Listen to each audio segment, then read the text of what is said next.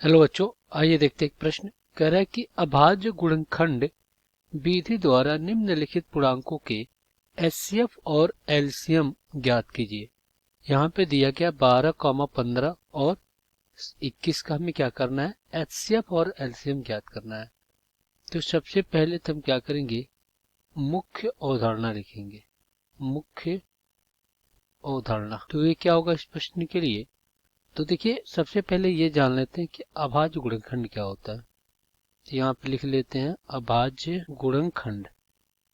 अभाज्य गुणनखंड होता है किसी संख्या को अभाज्य संख्याओं के गुणनफल के रूप में लिखना। चलिए यहाँ पे लिख लेते हैं किसी संख्या को अभाज्य संख्याओं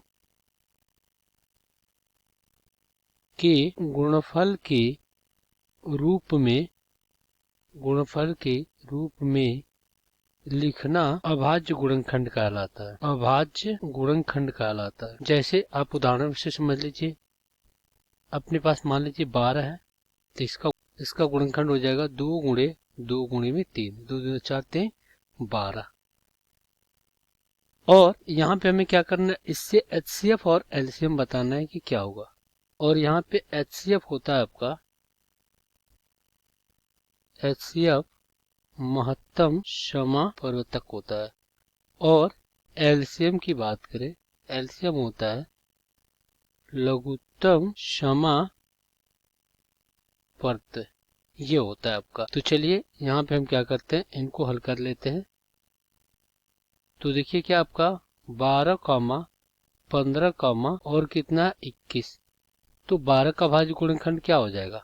देखिए, अगर हम सारणी द्वारा लिखें तो अभाज्य संख्या से भाग देंगे तो क्या हो जाएगा, 6 दूना 12, गुना 2 से तो 3 दूना 6, गुना 3 से तो कितना हो गया, 1 हो गया।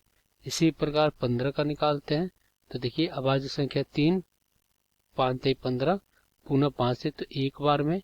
अब पुनः हम 21 का निकालते हैं तो कितना हो जाएगा, 3 7 3 का पुनः 7 से कितना 1। तो यहाँ पे क्या हो जाएगा, देखिए 12 का जो अभाज्य गुणनखंड निकला वो कितना निकला, 2 गुणे 2 और गुणे में कितना 3।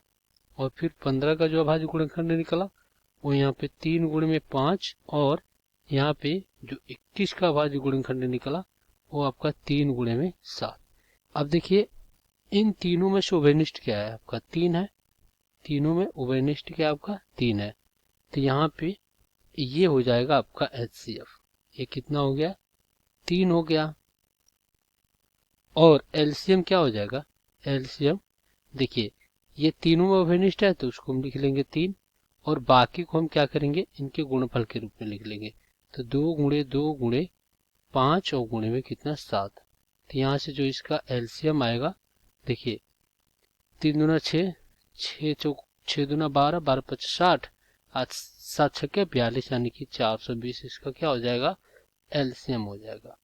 तो यही आपका क्या हो जाएगा, उत्तर हो जाएगा। आशा करते हैं बच्चों ये प्रश्न आपको समझ में आया होगा। धन्यवाद।